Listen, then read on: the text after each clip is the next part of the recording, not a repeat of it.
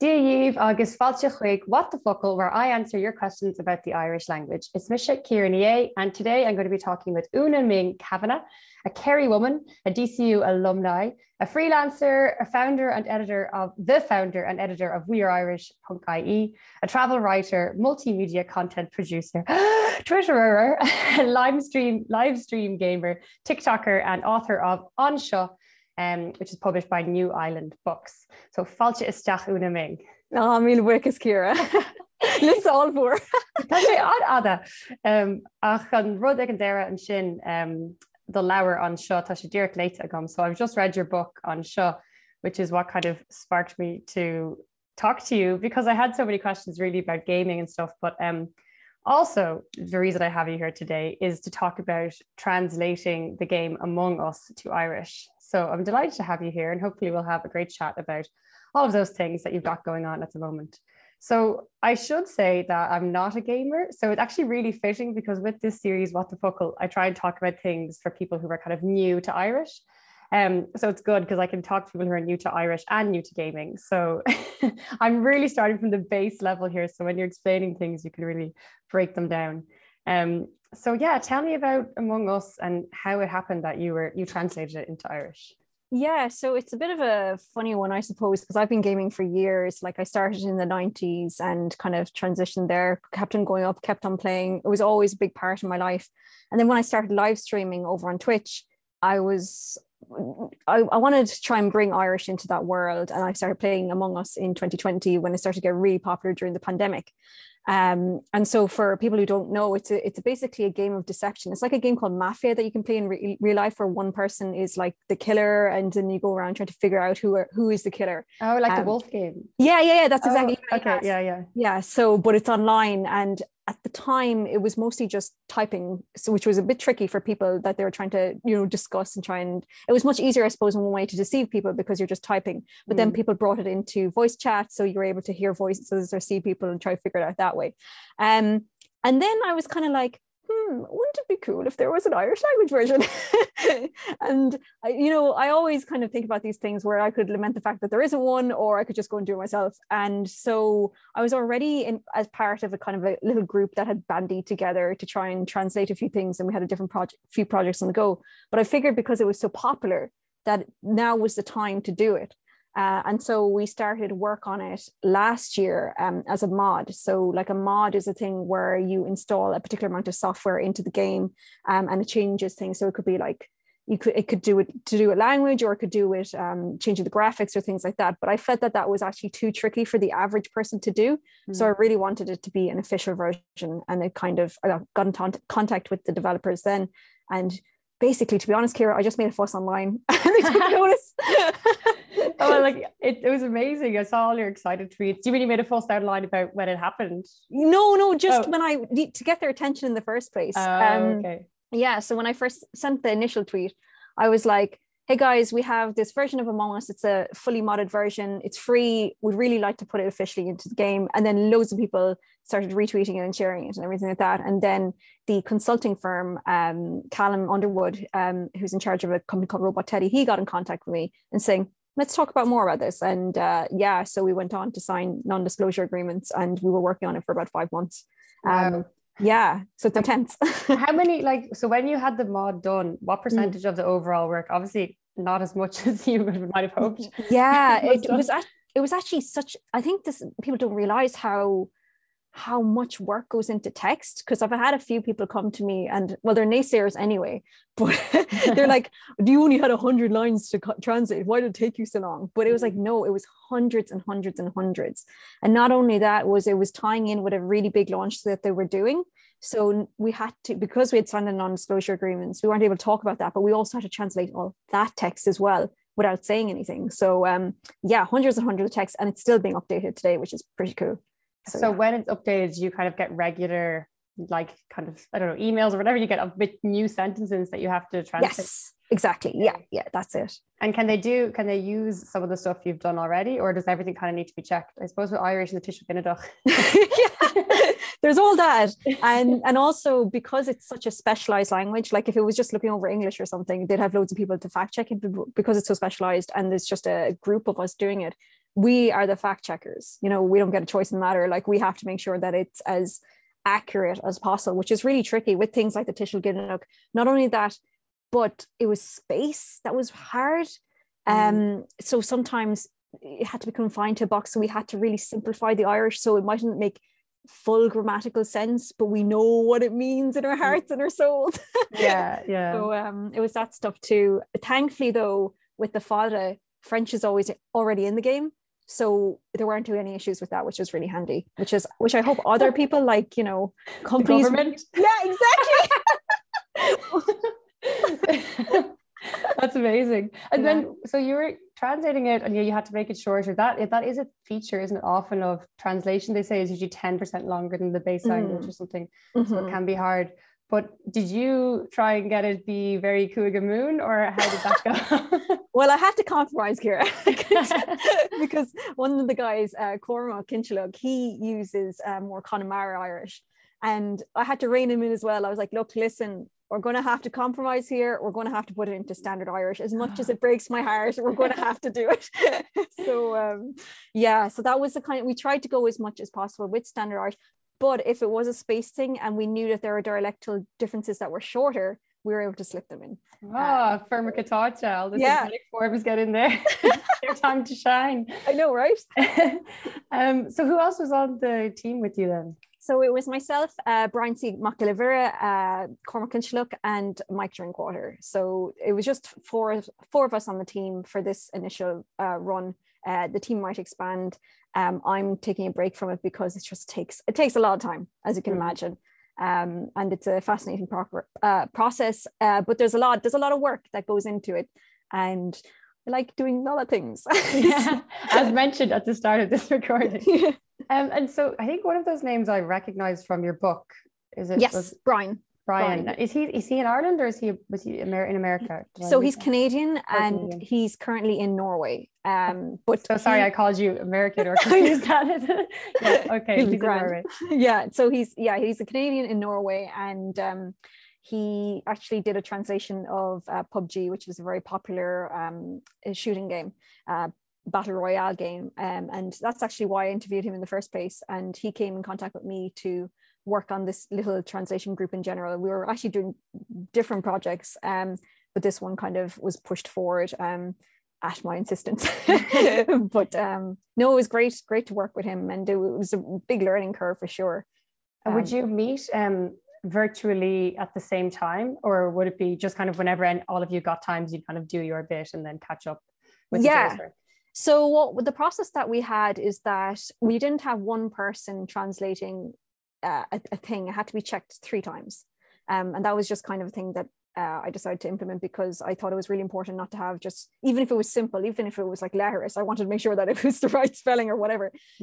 So what usually would happen was myself and Cormac were in Ireland, Brian is in Norway, and then Mike is in New Zealand. So we just had a bit of a rotation system, and basically to keep going through it again and again. And I'm sure there are some things that we have gotten wrong, but I mean, the thing is like we can correct them if people tell us, you know, which is a good thing, I suppose, about digital media, as opposed to traditionally in an older game that was out on disc years and years ago. We wouldn't be able to do that now. So that was kind of it. Some of them were tricky because there were terms that just didn't exist. You know, we had to completely make them up, or kind of Gaelicize them a bit slightly, or just have a bit of a joke in there or whatever.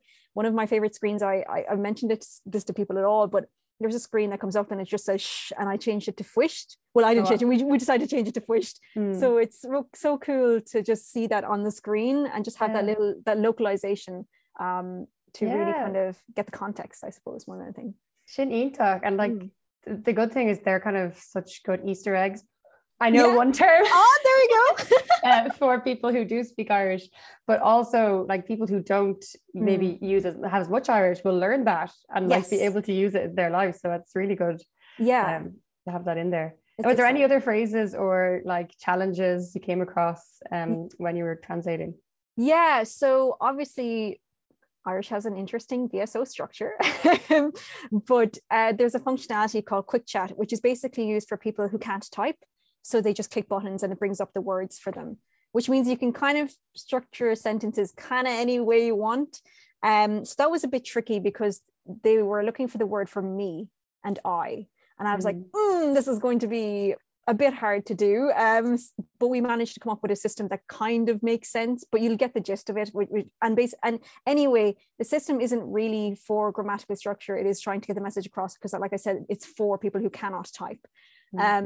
And the cool thing though about the quick chat function is, say if I was speaking to a person who's in Russia and I use the quick chat, it actually translates it on their end as well. So they'll see the message in Russian and I'll see their message back in Irish, which is pretty cool. And so then like each one matches it directly to a Russian word, the same Russian word for me kind of. Yeah. And they're able to structure it grammatically too in whatever technological way. I don't know the ins and outs of that, but it's pretty cool. But yeah, we definitely had to make some compromises. We did have to take out a few fodders, which broke my heart a bit. But it is what it is. At least we can explain them more than anything, so yeah.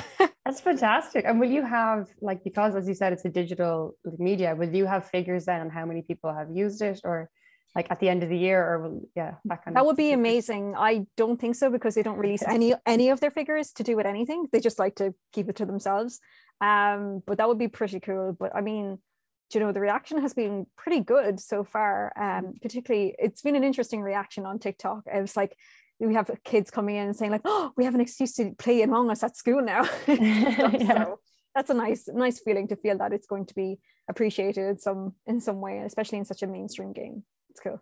Yeah, that's like, I mean, I almost want to play it now, especially because you said it's like the wolf game, and I love the wolf game. So yeah, it's pretty cool. So will you tell me more about Twitch? Because I don't actually know anything about Twitch really. Yeah. But I've seen some of your videos on YouTube from Twitch. So I thought Twitch was like just playing video games, but then I saw you looking at houses. So now I think it's obviously bigger. So yeah, please tell me about it. So Twitch is huge. Actually, Ciara, I think you'd be amazing on Twitch, because it isn't just to do with games. They have food categories, exercise categories, they have ASMR categories, which are questionable. They have the game. It was mainly known to be a gaming platform where you live stream in front of an audience, but you can react to them in almost real time. So it was a bit more interactive than a TV or whatever. A lot of people tend to use cameras like I do because it gives you a more personal feel, and you can see when a streamer is looking at the camera. It was primarily focused on gaming, but now they do things like there's food streams, cooking streams, exercise streams, ASMR. They have IRL streams, and it touches on a bit of everything, which is pretty cool. So it doesn't really matter that it's not to do with gaming. You mentioned that I was looking at houses. Yeah, I have a thing where I react to houses on daft.ie, and that goes down really well. So it's a bit depressing to look at the housing crisis, but it's still, people can kind of relate to that, and it's a very interactive experience for everyone. I love that, because when I'm going through daft, I always think I wish there was more of a comments section for like a bit of crack, but there's so you've gotten onto something there. Yeah. So you mentioned IRL, and I saw on your page that you're RPG and an IRL just chatting gamer. So what does that mean, please? I know, it's so wordy. Got to get all those search engine optimization words. I know RPG is role playing, isn't it? Yes, role playing. But in this case, it's role playing games. There are people who do role play. I don't. For a live streaming part, I just play role playing games, which are basically story based games. Okay. Yeah, and then the IRL is just me chatting to the camera about different topics and things like that. But I suppose I do them for pretty much 2 to 3 hours, 3 times a week. It's been the same time for a lot since 2017, pretty much. So it's really cool, and to have communities come in from all over the world, or people just tune in. It's a cool experience. It's not for everyone, because I guess you have to have a certain energy or a style or something to come back to, and it's very, very hard to grow on Twitch, particularly in terms of monetization and stuff like that. You really have to have different ways to be kind of, I suppose, practical about the whole situation, because I know people just give up their entire careers to go on Twitch straight away, which isn't necessarily a good thing. But you have to be smart about the whole thing. But it's a cool platform. And I saw that on your page that you're a verified Twitch streamer or a Twitch affiliate. And what do these things mean? Yeah, so being a Twitch affiliate means that I can earn money from what I do on the stream. You get that, I think it's 3 concurrent viewers. So it's actually, the barrier to entry is very low for monetization, which is why a lot of people like it. They don't realize that Twitch takes 50% of what you earn. 50%. Yes. Oh my God, that's crazy. I mean, I think it's pretty much the same as YouTube, I think. Does you? Oh my God. Wow. Yeah. So YouTube takes, I've not made enough on ad revenue. I haven't been able to have ads long enough to have even gotten a payout. I think I've made €10, but you don't get a payout until you make 70 or something. Yeah. I'm waiting for that cash day. Oh, it's going to be so good. But I didn't realize that was them taking about 50% as well. Wow. Yeah, which I always find amusing because Twitch is owned by Amazon and it's not as if they're short of money. Oh, I don't like Amazon. Now I know. Weird about Twitch. Okay. I know. Yeah, it's a tricky one because they definitely need to change up their monetization practices. And that's why things like Facebook and YouTube have come into the realm to try and take that over. But I suppose that maybe that's something that'll change down the road. It is a tricky career, and that's why I don't just do Twitch because it's just currently it's not feasible for me to have that. But it is great to have this audience, especially to hear the Irish language, because I stream in Irish and in English. Yeah. And have a dedicated Irish language stream on Sundays. It's really great because they've also included Irish tags finally into Twitch. It took them so for ages I had to tag myself as English, and it really annoyed me. So finally, just like I'm typing in English every single time. It was just like, no, why must I do this? But actually, I read a really interesting article which you were mentioned in about Twitch and how those tags make such a big difference, because if you don't have the Irish tag. So it's a language tag then, as opposed to a nationality tag, I assume. Or... No, it's a nationality tag, which is interesting. Yeah, okay. Yeah. So I would wonder what would happen if they maybe they do have languages tag, but this one specifically for the Irish, it's the language tag because you can also tag yourself as Northern Irish. Okay. Yeah, but because I'm speaking for language tags, I still have to tag English in it, which is a bit confusing at times. But a way that people get around it to describe that they're Irish, they usually have it in their actual description of the video. And you can change that anytime you go live. So just to make some clarity, or just throw a shamrock or an Irish flag in there, you'll be grand. So if people are looking specifically for the Irish language, then it's because they'll find it by searching for it. It'll be in your description, it will come up then. Yeah, it would either be the description, or else they'll be searching for a game maybe, or you're recommended on the side, or you might know someone who follows me and they might be recommended that way. The discoverability on Twitch is not good. So you kind of have to rely on your external audience to bring people in for the most part to try and grow there. So there are many different factors. I find it fascinating as a platform to grow on, but I wouldn't recommend it if you're in it for the money. Definitely not. Just like a lot of the arts or kind of performance elements. So what, I want to know more about Twitch though. Like, tell me some more about like what type of interactions you have. Like, are people just sending text to you and you're going about your tasks? Yeah. So what happens is, for me, I have my chat screen on my right hand side. So my game is like here and it's on the right. I can kind of see it pretty much in my peripheral vision. So I can see it, people reacting in almost real time.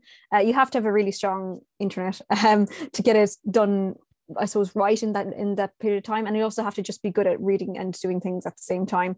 The kind of messages I get are, I suppose, they're just really here to just hang for the most. They could be doing something else. They could be playing their own games while simultaneously watching. Wow. So there's a lot going on. Okay. That's a lot. Yeah. It is. Yeah. But fair play to them. Yeah, I know. That's a lot of, I can't imagine. Like, last time I played a game was like Rayman or something. It's a good game. I need my full concentration. But yeah, it's good though, because the same people come back, and the way they support you is, well, first off, they come back. They don't need to financially support you. I think that's just a nice bonus, but you can subscribe, and by subscribing you get special emotes. So typically a Twitch affiliate like myself, we would buy customized emotes so that they would be specific to our communities. But you can use them all over the platform. So if one of my subscribers used it on a bigger channel or whatever, they could see it in their chat and be like, oh, where does that emote come from? Oh, that's really cool, whatever. So that's one way. The other way is they do things called cheers, which is kind of like tips. And then you can just do things like, you can sell merch, there's mini games inside it, channel points, stuff like that, to kind of boost your community and interaction. So, and it's not just a solo affair. You can bring your audience into your games too, depending on what kind of games you play. So it is a very interactive experience, and it really is nice seeing people come back. I mean, one of my moderators, which are also really important, but one of my moderators has been subscribed to me for 42 months in a row, which is just a really nice feeling that he's been so dedicated. Yeah. Wait, what does that moderator do? So the moderators are people who just make sure that the chat runs smoothly, that they call people out if they're misbehaving, or they can guide people to encourage interaction, or they have to be, in my opinion, people that you trust. Mm-hmm. And I have, I think, about 5-6 mods, and they're all people that I know, that I've mostly all met, and who I trust within my circle of friends. So it's so they make sure to be on time on the chat at the same time that you are streaming. Well, not necessarily, and I think this is something that's really important. These people who are moderating are doing it on voluntarily, so I don't expect them to be there. It's nice that they are there, and I really appreciate them for being there. But if they're not there, that's okay. That's totally okay. Yeah. That's why I kind of have 5 of them as well. So if one isn't there, maybe another person will be there. But some people, they're my friends, so I don't really want to demand much of them, but the important thing for me is that we hold the same moral values, and they can replicate that within the stream or in the chat and guide things along. So they'd be some people who might have been following you and in the chat anyway, and you got to know them, and then okay, cool. Yeah, exactly. I'm learning so much on this.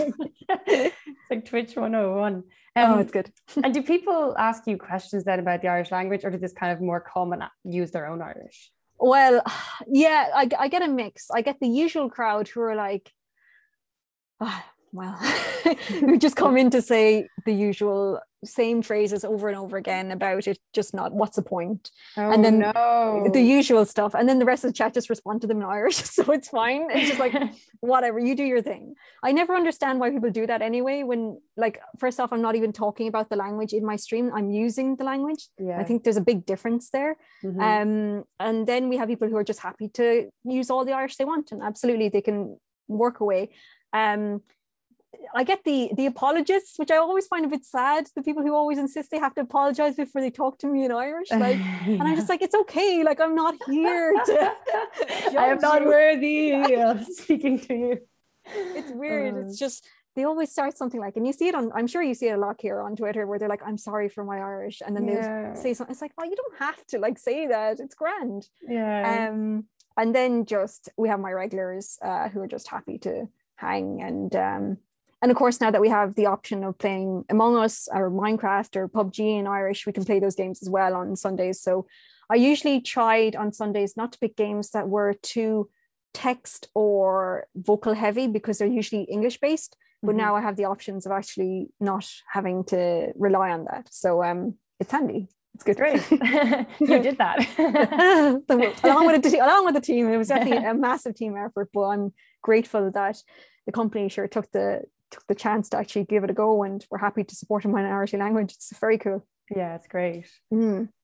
So because I was reading your book, I was thinking about you more and just about this journey you've had with the language and like creating, like, because you were really there at the start of blogs and at the start of YouTubers and all this kind of stuff. Yeah. So it's an amazing journey, and it's amazing seeing you just leading the way as well. But that's what's happened now, and it's great because you're clearly more comfortable with it now, that like you're like, oh wait, I have to do it again, fine. But you told me you're working on your second book.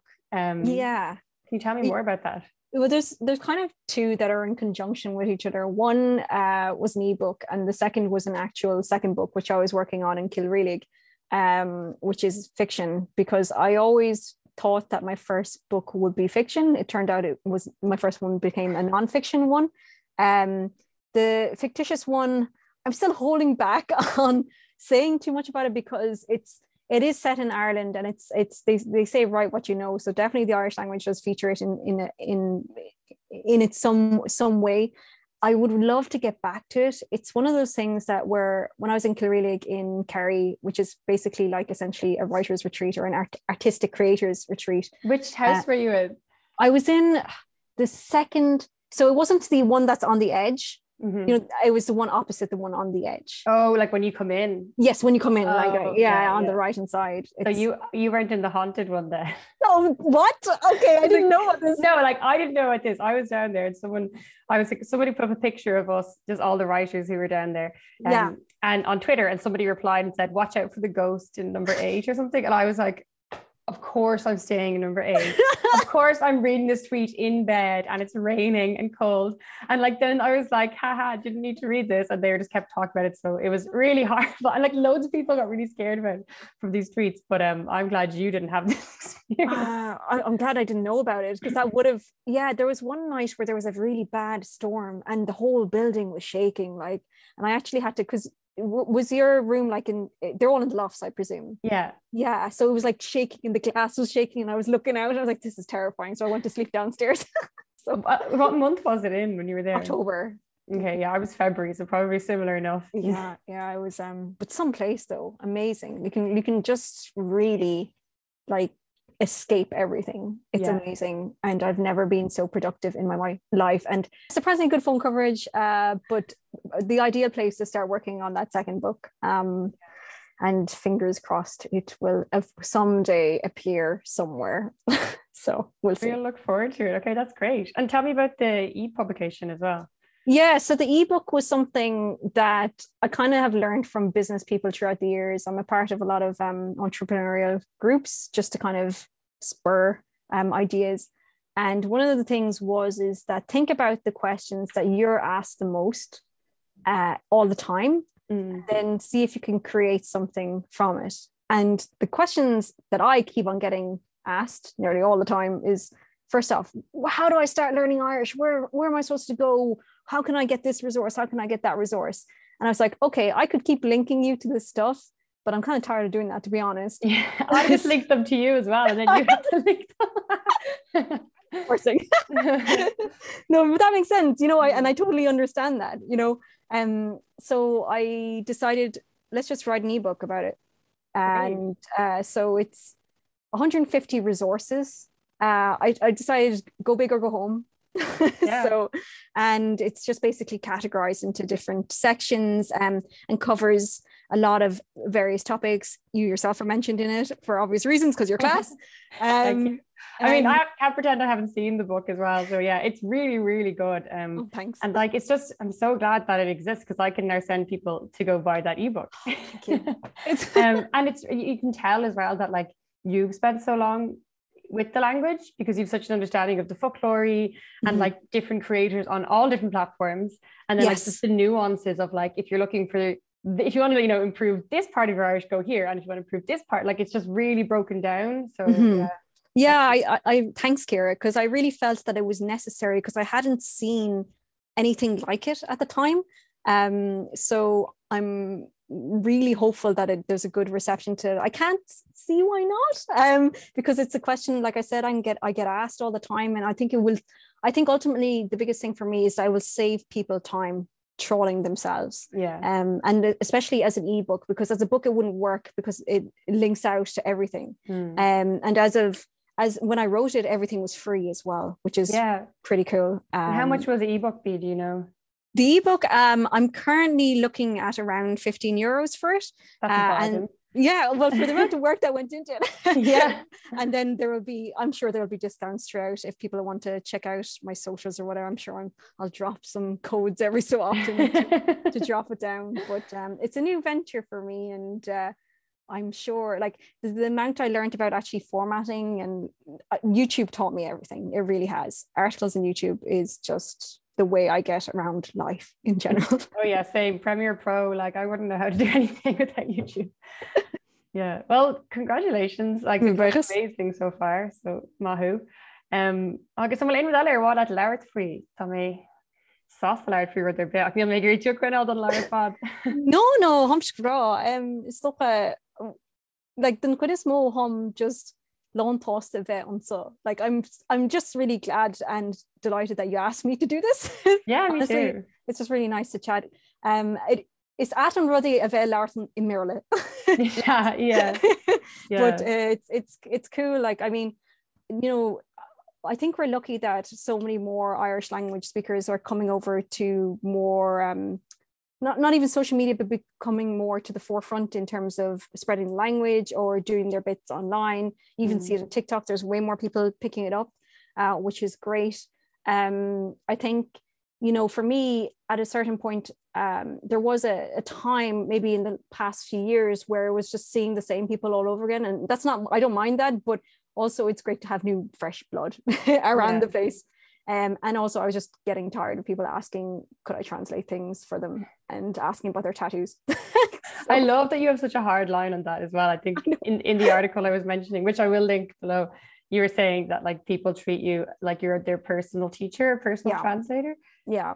It's a no for me. It's like this is a good time to say like don't do that. Like so many of my friends as well, they get like messages of people being like, do you want to proofread my book, as though like they're offering someone a gift. Like it's like, no, we're actually really busy with their own jobs. Like exactly. And and even with translation or stuff like that, it's a skill. You need to pay people to do this. You can't just ask them off Twitter or whatever, or without any rapport with them or anything. That always irks me. It's like the people who just ask me, never having interacted before, and be like, I had one person a few weeks ago who wanted me to go through baby names for their potential son. I was like, I'm not going to have this responsibility. I know. And then like I really like a lot of the time I'm just like, sorry, I don't have the time. But then sometimes I feel like I have to do it, and like I do, but then I'm like, oh, like that's like 20 minutes, 30 minutes, however long it took out of my day. And that happens every day. Like I get asked stuff every day, and I really want to help people, like especially when like I feel sorry when it's names and stuff. And like I don't know, but it is kind of it's úlach breise é agus ní dóilm sé ceartaí a chur. Yeah, no, cínta go háir cín stuff buintach le leannaí agus fiú, you know, ruddy parsanta. I always have a fear when they're like saying, I want this on a bracelet, I want it as whatever. It's like, I can't do that. Like I can't have this responsibility if I'm incorrect, which by the way, I think is super important that people don't take our words for gospel as well, which happens a lot with parasocial relationships and all that kind of stuff. It's like, you know, we can be wrong, and if we're wrong, it's okay, we're wrong, it's okay, we're fine, leave us alone. I think every tweet I write has a typo in it. Like I'm so bad on Twitter, like I was just like poop poop poop send, and then the more typos the more the tweet will succeed, I think. Then you're more embarrassed, but it's too late to delete it.